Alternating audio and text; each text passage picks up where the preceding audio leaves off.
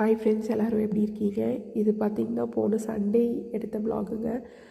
Actually பார்த்திங்கன்னா கொஞ்சம் gold. So இந்த வீக் ஃபுல்லாக கொஞ்சம் டைட் பிஸி ஷெட்யூல்ஸ். ஸோ அதனால தான் என்னால் ரெகுலராக வீடியோ போட முடியல. சாரி.